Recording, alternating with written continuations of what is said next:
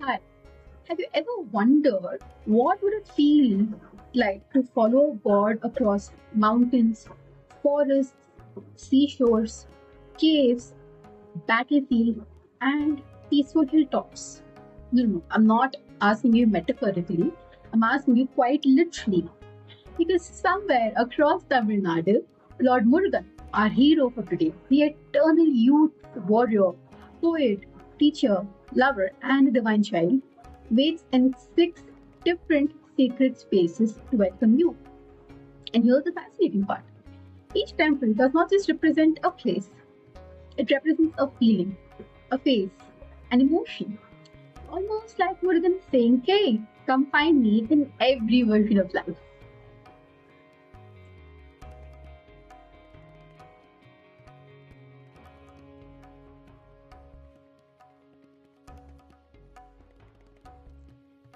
Welcome back to Dharma Bytes, the podcast where mythology feels alive, emotional, dramatic, funny, and weirdly relatable. Well, I'm your host Anisha, and today I'm taking you on a road trip. And the only way I can describe this road trip is the ultimate road trip across Tamil Nadu. We are talking about six divine places. The Arupadai Veedu, the six sacred abodes of Murugan. Now, if you have grown up in a typical Tamil household, or if you know anybody who's grown in a typical Tamil culture, chances are you've heard Murugan echoing through temples, homes, festivals, car rides, or someone's grandmother's prayer room, chanting aggressively at the early hours of the day.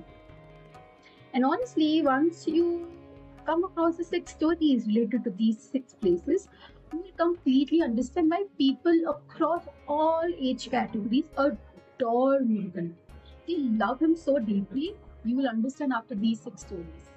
Because Murugan's mythology is about everything: cosmic battles, sibling rivalry, emotional damage over a fruit, secret disguises, romance, philosophies, wisdom, and healing. And one god who somehow has the energy of a warrior, professor, romantic hero, and the mildly dramatic younger sibling all at the same time. I mean, come on, sir, please pick one personality. But maybe that's exactly why Murugan feels so personal, so relatable. Because at one temple, he's fearlessly commanding an entire army. At the other, he's heartbroken.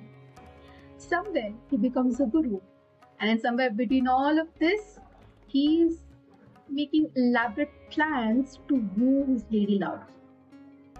Honestly, if Hindu mythology had a streaming platform, Murugan's stories would be absolute all-time favorite, trending always. So whether you're listening while traveling, attending to work, procrastinate productively, or simply curled up with coffee and existential thoughts, welcome.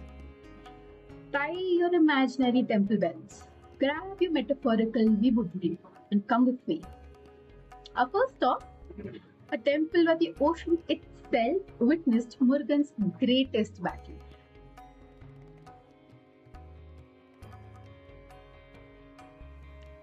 Picture this. The Devas are stressed, like full blown panic chaos in the heavens. And the reason, one demon king, as usual. But our antagonist for this story goes by the name Surapadman. Surapadman was an Asura king who had become ridiculously powerful. He defeated the Devas, took away their celestial worlds, and basically turned everybody's life upside down and chaotic. And the Devas, like usual, at last minute run to the only person they feel they could help in, who could help them in this situation, aka Shiva. Now, they all pray to Shiva, and Shiva, the ever helpful, opens his third eye, and from there emerged six sparks of fire. These six sparks were carried by Agni and Vayu to the sacred Sharavanna Poigai Lake, where 6 divine babies appear. And then comes the sweetest moment of our story. These 6 babies are nurtured by 6 maidens, Kritigais. Then comes Parvati, and Parvati embraced all the 6 children at the same time together. And they became one child with 6 faces. I mean, the start itself is so iconic. Imagine the great people involved in his creation. He also derived the name Armu here. Already iconic. Now Murugan grows up fast, quite literally at God's speed, mythologically fast, and becomes the commander of the celestial army. And then comes to Tiruchendur, because here is where our antagonist is put up. Here is where he meets Surapadman. And naturally they engage into a fight. But this isn't just any tiny regular fight. This was a full cosmic showdown. I mean, imagine roaring ocean, weapons blazing, the Devas watching anxiously. Who's going to win?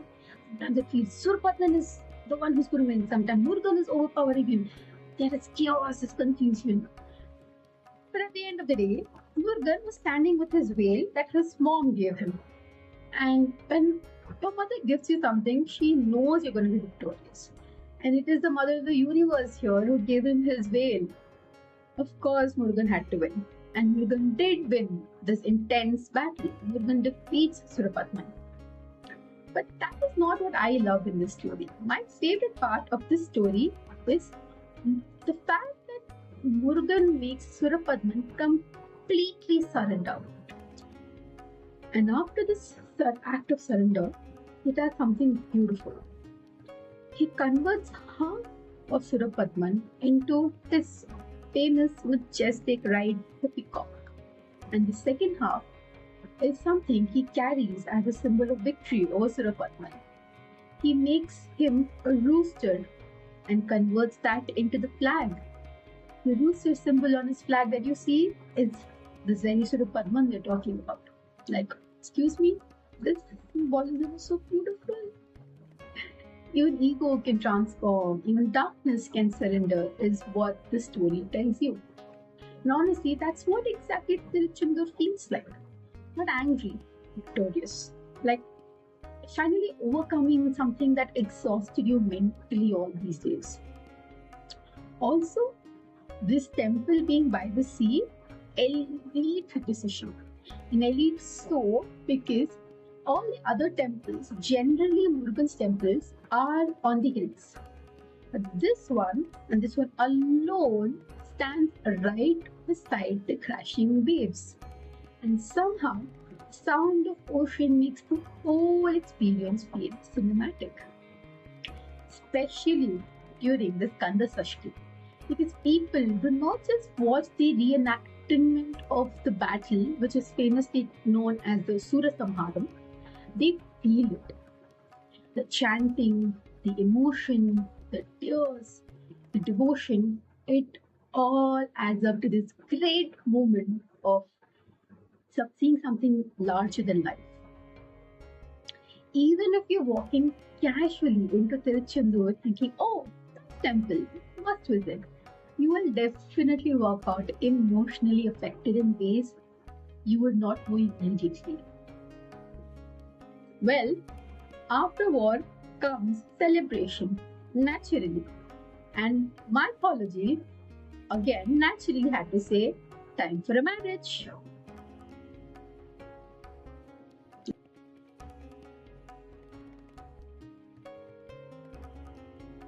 If Tiruchendur felt loud and victorious, our next destination, Tiruparankundram, feels warm. Warm like golden lamps during a wedding evening. Because this is where Murugan meets and marries his first wife. So basically, after defeating Surapadman, the Devatas were extremely happy. They were thrilled that they got their kingdom back. And their leader, Indra, was over the moon. And he thought, what is the best way of thanking Murugan for this act? Nothing better than getting his daughter married off to Murugan. He exactly does that. Enter our first queen of the story, Devayani. So Indra offered Devayani's hand into marriage to Murugan, and Murugan also gracefully accepts this. But this isn't just a regular wedding. This is a celestial level event. Imagine the Ambani's wedding, but 10-15 times grander. I mean, there are devatas everywhere. There's flowers constantly raining from the sky. Music, grand, larger than life celebrations, and probably enough jewelry to blind the entire kingdom. But what I truly admire is not the marriage alone, but the emotional shift we witness in Muruga here. He goes from being the warrior to the bridegroom. At Tiruparantundram, the vibe itself is very unique. This temple is carved into a rock, cave-like, ancient, and almost mysterious.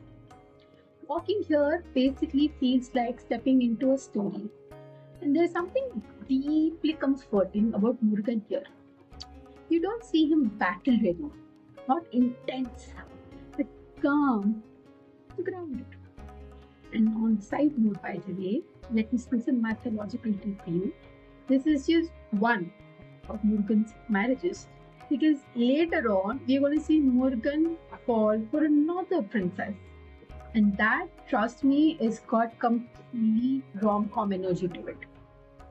But before romance and its chaos enters the chat, we need to visit the temple that probably has the most emotional, relatable Murugan story ever.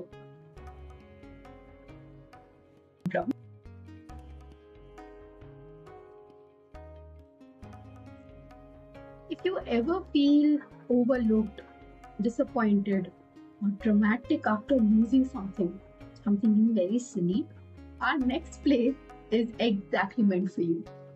Welcome to Parani.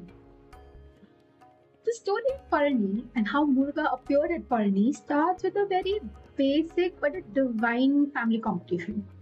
The story finds its start when Narada once visited the Shiva household at Kailash with a divine magical fruit, the fruit of wisdom. And he goes and asks Shiva, if you ever feel overlooked, disappointed, or dramatic after losing something very silly, our next place is exactly meant for you. Welcome to Parani. The story of Parani and how Muruga appeared at Parani starts with a very basic but a divine family competition. The story finds its start when Narada once visited the Shiva household at Kailash with a divine magical fruit, the fruit of wisdom. And he goes and asks Shiva, who of your two kids are deserving of this fruit?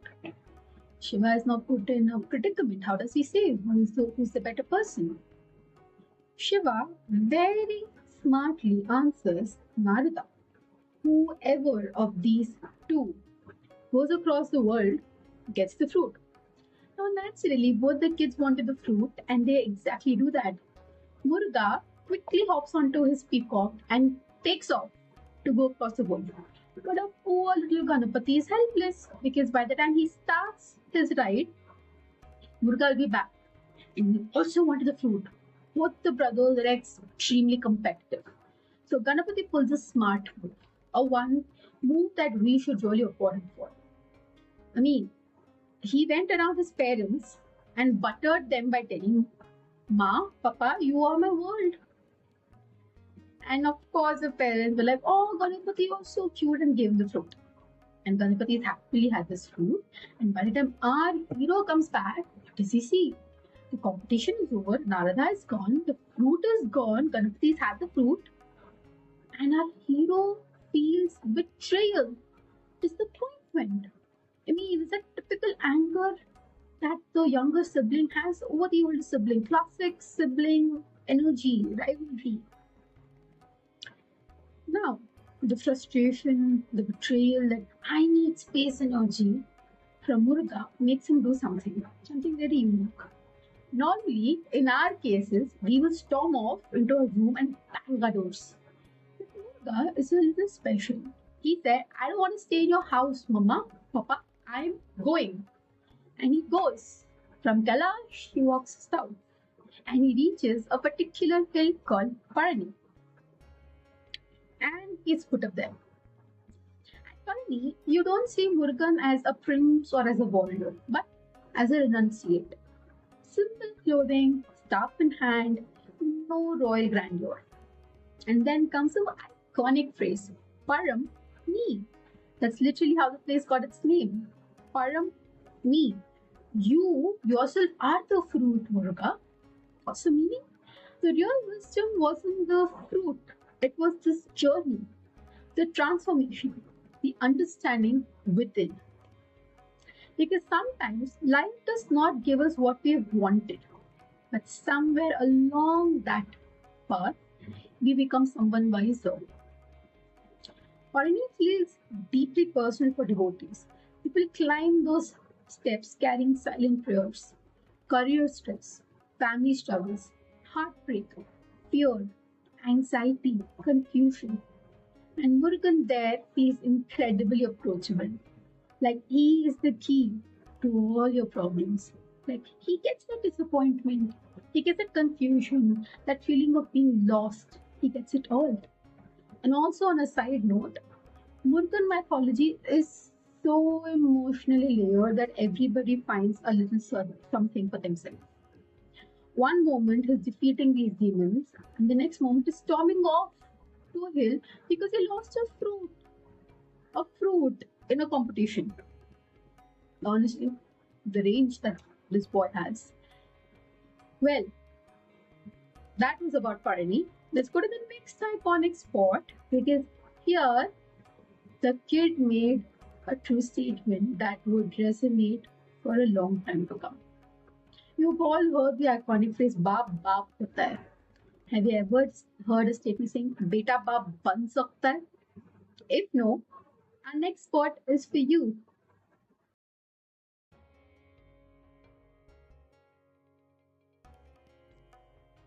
Welcome from Swami Malay.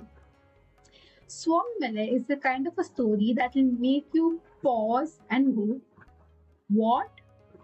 Murugan did what? Because it's truly mind boggling. This is where Murugan becomes Shiva's guru. I mean, imagine Shiva's guru. Not an easy task to achieve, basically. Anyways, our story starts with the starting of this whole earth. Starts with Om. One fine day, Murugan is sitting on Shiva's lap, and Muruga very innocently asks, Appa, do you know the meaning of Om? Shiva smiles, and before he could give an answer, casually asks, Muruga, do you know the meaning of Om? Muruga very confidently says, Yes, Appa, I know the meaning of Om.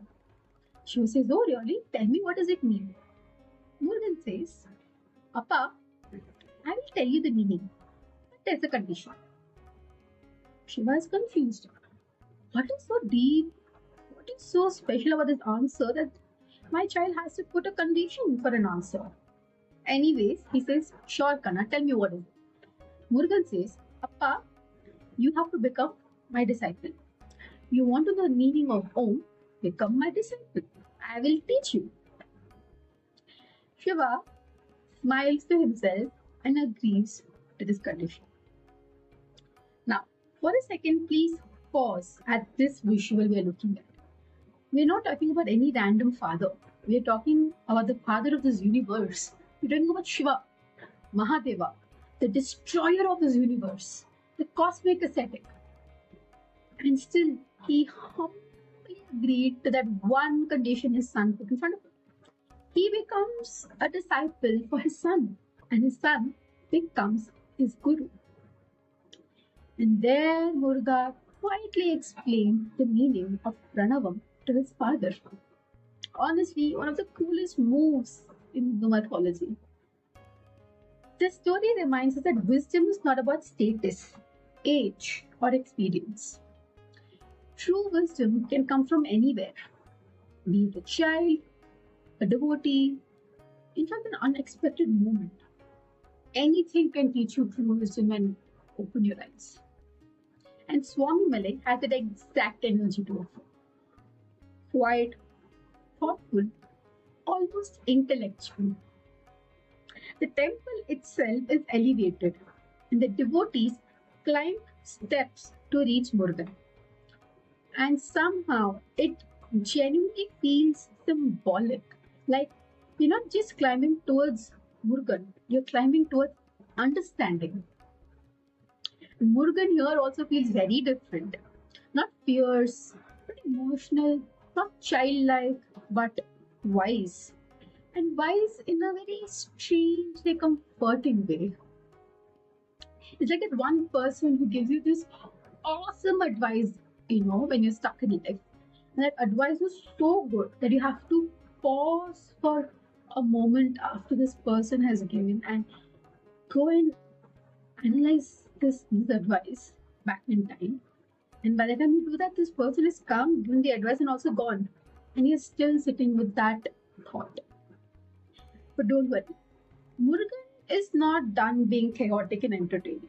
If you felt Murugan very philosophical, wait for the next half of this video, wait for the next stories that come across. Because now we're going to the interesting part of Murugan's life. We are going to enter what feels like your classic rom-com story. I'll meet you at the next destination.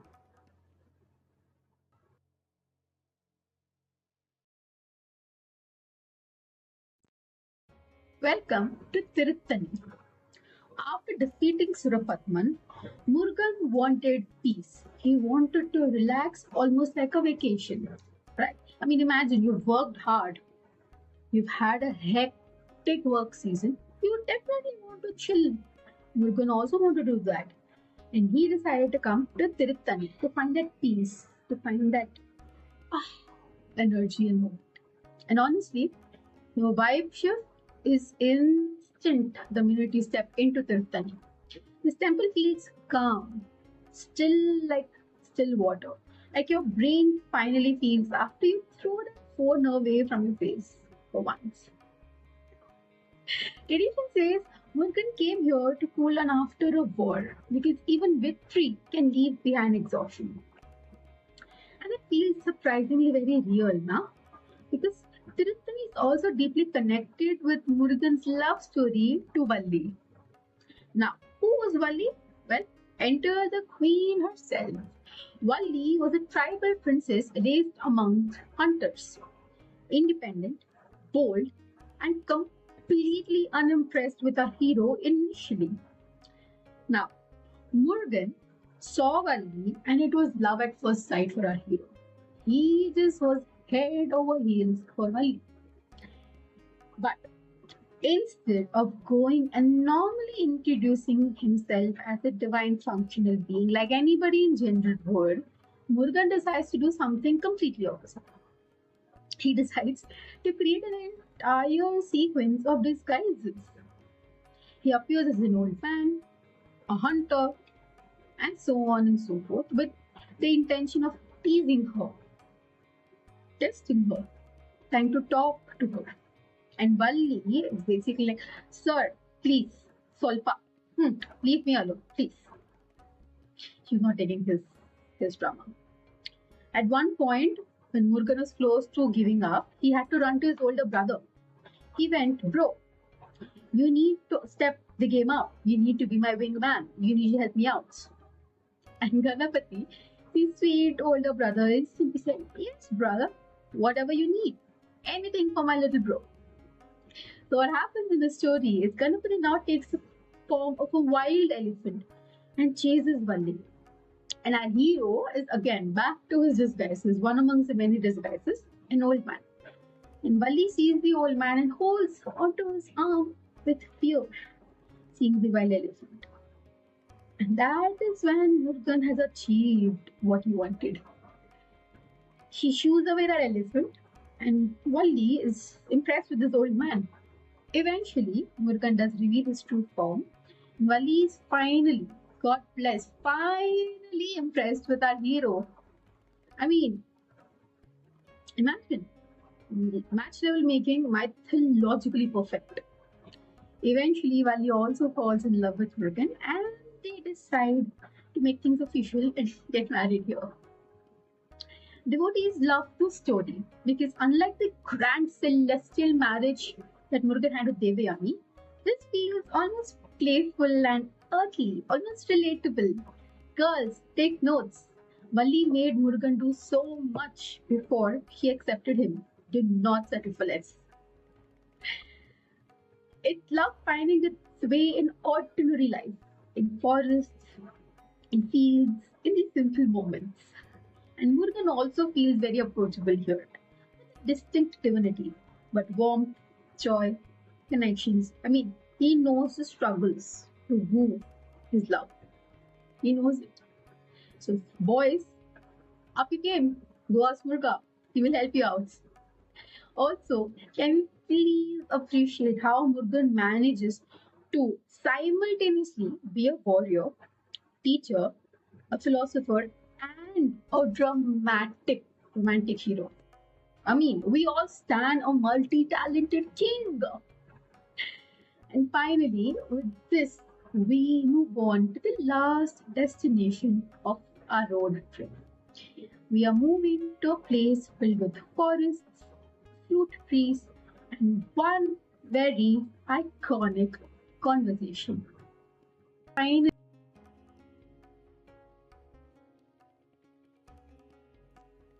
welcome to Paramudurchuvali. Paramudurchuvali feels soft, peaceful, almost like nature itself has slowed down for us. Surrounded by lush greenery near Madurai, this temple has an entirely different energy than the other five we have seen. Not dramatic, not intense, not drama filled stories, but just quiet and beautiful. And Murugan here resides with Valli and Devayani. Balance, wholeness, and completion. But that's not what is famous in this place. What's famous is the involvement of another iconic character, a a very brilliant, respected vice person who's almost a literary royalty, Avayar. The story goes one day, Avayar was resting under a tree when a little boy approached her and asked, Patti, do you want roasted fruit or unroasted fruit? Avayar is taken back. She's confused. But anyways, she responds to the child telling, I want a roasted fruit. Now the boy shakes his tree and gravity works and the fruits fall. Avayar quickly picked up a fruit and starts blowing on it so that the dust goes off. The child then quickly shoots another question saying, oh, the fruits are hot, is it? And that is when she realizes. She realizes something that probably you and I would have never understood if we were there. She also understood that this is no ordinary child. This is Murugan, the form of enlightenment himself. Honestly, this is the adorable part of the story. Now, if you ask me, Anisha, what did Murugan want to teach? Murugan basically wanted to teach the world via Avayar, one of the most wise people in the Tamil tradition, that learning never really ends. There is no end limit to learning. You can learn all your life. That's exactly what this place feels like. Gentle wisdom, joy, humility. It's like divinity hiding inside ordinary conversations. But to understand the reality of life, you need to strip the conversation of its general burdens. Read in between the lines to know the true essence of life. Maybe that's what makes these six abodes so special. Together, they almost feel like every stage of life is there in the form of Murugan. At Tiruchendur, Murugan teaches courage. At Tiruparankunram, companionship. Parani has detachment. Swami Malai has wisdom. Tirthani has love and peace. And here, at Paramudachale, humility. And somehow, through all these stories, Murugan never feels distant. He feels alive. Honestly, Maybe that's why Murugan is continued to feel so loved across generations. Because he doesn't feel unreachable, he feels familiar. He gets that anger, the competition, love, confusion, pride, disappointment, growth, healing, that feeling of being lost and not knowing what to do. He gets it all. He sees us. He gets every bit of it. He's like, been there, done that, bro. I know what you mean. Give up that energy. I mean, one moment he is fighting demons, the next he is teaching philosophy, and somewhere between these two, he is pulling pranks. He's storming off because he was not given one fruit that his brother rightfully got. I mean, talk about this range of this man we are talking about. But beneath all these stories, humor, battle, and symbolism, the six abodes quietly mirror life itself. I mean, I'm sure we all at some time in our lives are at our own Tiruchendur, fighting something overwhelming. Sometimes we are in our own Parani phase, disappointed, frustrated, walking away from something that we thought we deserved in that moment. But at a later stage in life, we realized that it was the best decision to walk away. Sometimes we are at our Swami Malay stage, climbing towards understanding life a bit better. And sometimes we are at our Padarmurachole, a softer place, a peaceful place, a place where wisdom finally feels light instead of heavy. Maybe that is the beauty of these stories. They survive because they continue to see us. They survive because Murugan continues to see us. Thank you so much for joining me on this episode of Dharma Bytes. If you enjoyed this divine little road trip through Murugan's six sacred abodes, please share this episode with someone who loves mythology, temple stories, culture stories, or honestly just enjoys beautifully chaotic divine storytelling. And if you like more such soulful, curious, slightly unhinged exploration into the Hindu stories and traditions, please do not forget to subscribe to Dharma Bytes and do follow us on our Instagram. Because trust me, Indian mythology has still got a lot of plot twists to serve us lifetimes put together. Until next time, this is me, Anisha, signing off. May your coffee be strong, may your playlist be elite, and your spiritual growth slightly less dramatic than Murugan storming off into Parani. From every bite to your being, may it bring light. Murugan Haro Hara.